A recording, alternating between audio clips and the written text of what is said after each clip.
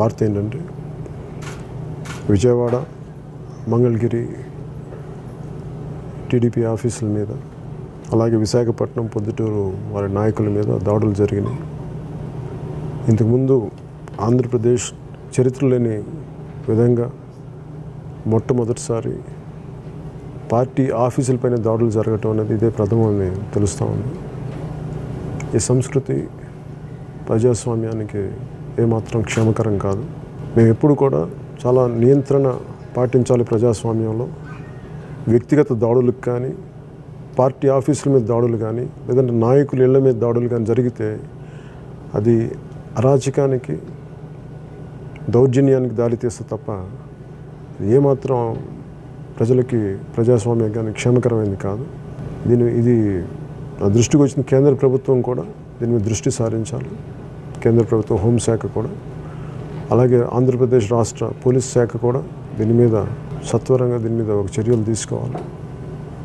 భవిష్యత్తులో ఇలాంటి సంఘటనలు పునరావృతం కాకుండా మీరు దోషులను పట్టుకొని శిక్షించకపోతే మటుకు ఆంధ్రప్రదేశ్ అరాచకానికి అడ్రస్ అవుతుంది. దాన్ని దృష్టిలో పెట్టుకొని భవిష్యత్తులో ఇలాంటివి జరగకుండా, అలాగే ఈ దాడి చేసిన వాళ్ళు నాకున్న ఇన్ఫర్మేషన్ వైసీపీ వర్గాలని చెప్తా ఉన్నారు. ఒకవేళ అలాంటిది అయితే వైసీపీ నాయకత్వానికి కూడా ఒకటే తెలియజేస్తా ఉన్నా, భవిష్యత్తులో ఇలాంటి పోకడలు మీరు నియంత్రించుకోకపోతే మటుకు ప్రజాస్వామ్యానికి అది గొడ్డలు పెట్టు. దయచేసి దీన్ని సరి చేసుకుంటాను ఆశిస్తున్నాను. అందరూ క్షేమంగా ఉండాలి, అందరూ భద్రంగా ఉండాలని కోరుకుంటున్నాను. దీని మీద సత్వరంగా కేంద్ర ప్రభుత్వం కూడా దృష్టి సారించాలని కోరుకుంటున్నాను. సెలవు తీసుకుంటాను. మొన్న పోసాని కృష్ణమురళి గారు ఏదో ఆయన కుటుంబ సభ్యుల్ని మాట్లాడారని చెప్పి ఆయన మాట్లాడితే ఆ ఇంటి మీద దాడే చేశారు. అప్పుడేం మాట్లాడలా. అప్పుడు ప్రజాస్వామ్యం కూని అవ్వాల ఈ సన్నాసి చంద్రబాబు గారికి.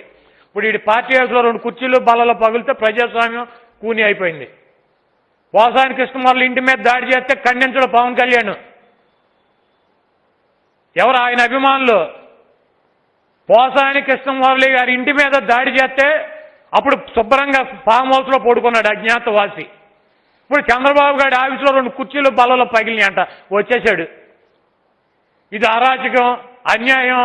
ఢిల్లీ హోంశాఖకి నేను తెలియజేస్తున్నా, ఏం పోసానికి కృష్ణమురళి వాళ్ళ ఇంటికాడ రాళ్ళేసి కొట్టినప్పుడు నిర్మల్ అప్పుడు చెప్పలేదా ఢిల్లీ హోమ్ మినిస్టర్ గారికి? అప్పుడు భయం వేసిందా నీకు నిన్ను లోపలేస్తారని?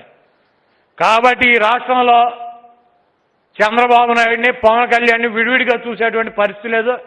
ఇద్దరూ కలిసే ఈ నాటకాలు, ఈ డ్రామాలు ఇవన్నీ కూడా రక్తి కట్టిస్తున్నారు.